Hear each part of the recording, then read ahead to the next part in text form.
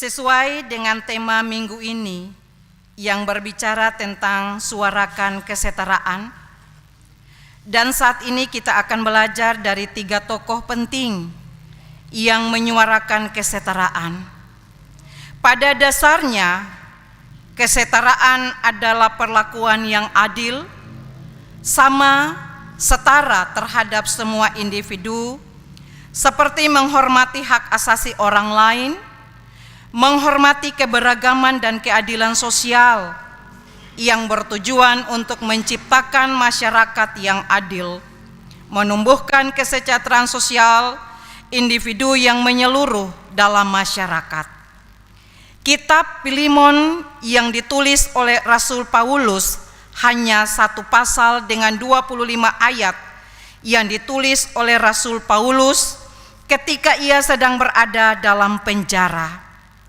Walaupun pendek, tetapi surat ini mengandung pesan yang sangat baik dan penting bagi kehidupan orang Kristen pada waktu itu dan pada masa ini.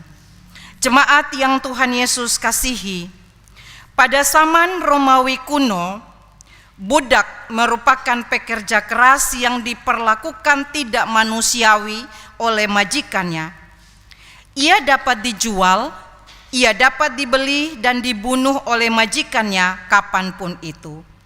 Sesuai dengan bacaan yang diturunkan oleh bidang IAI Sinode, Filemon 1 ayat 8-22, maka surat ini berisi permintaan Rasul Paulus kepada Filemon demi kepentingan Onesimus yang ia kenal dalam penjara, yang disampaikan dengan hati-hati dan penuh pertimbangan dalam kedudukannya sebagai seorang rasul dan sebagai seorang tahanan.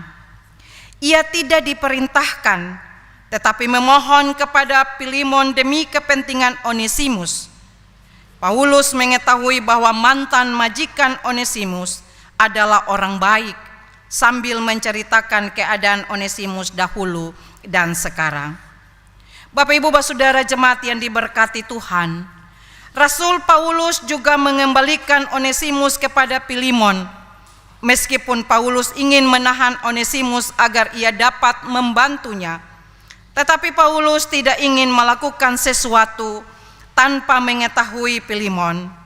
Dengan halus sekali Paulus meminta Filemon melihat perbuatan Onesimus yang melarikan diri sebagai akibat dari rencana Allah yang bertujuan memperbaharui hubungan antara Tuhan dan hamba, yang artinya suatu hubungan dalam Kristus yang memiliki ukuran-ukuran Tuhan yang kekal.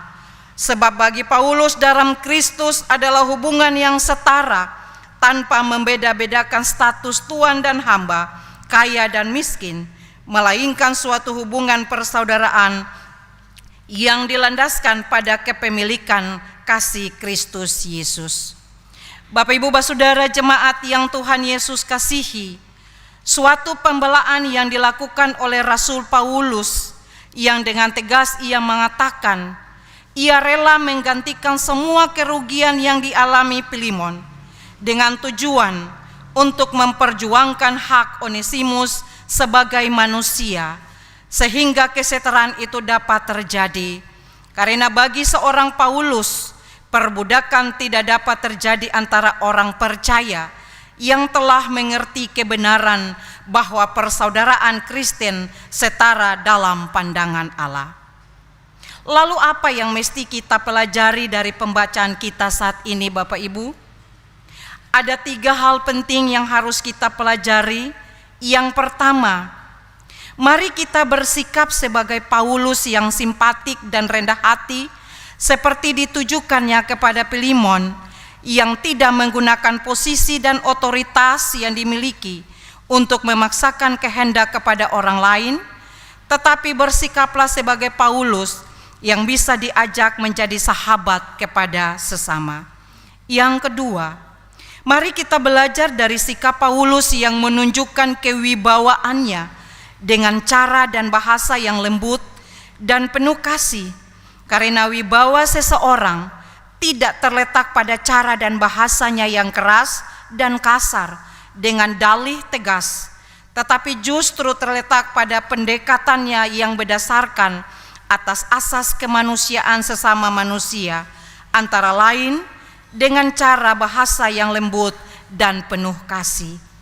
Karena wibawa seseorang tidak terletak pada intimidasi atau memaksa orang lain berbuat sesuatu dengan kesulitan yang diciptakan, tetapi pada jalan keluar yang memberi kemudahan kepada sesama tanpa mengabaikan kualitas hidup. Dan yang ketiga atau yang terakhir, apa yang perlu kita pelajari dari Filemon? Sekalipun ia mempunyai kuasa dan otoritas sebagai majikan atau tuan, tetapi dia tidak memaksa kuasa dan otoritasnya untuk menghakimi, tetapi ia memakai kasih untuk mengampuni dan memaafkan seperti yang diajarkan Kristus.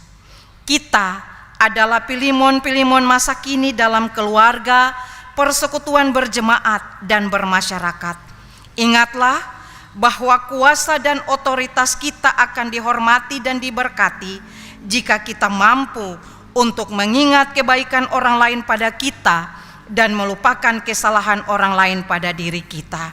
Karena di mata Tuhan, kita semua diciptakan sama dan berharga bagi Tuhan dan sesama. Amin.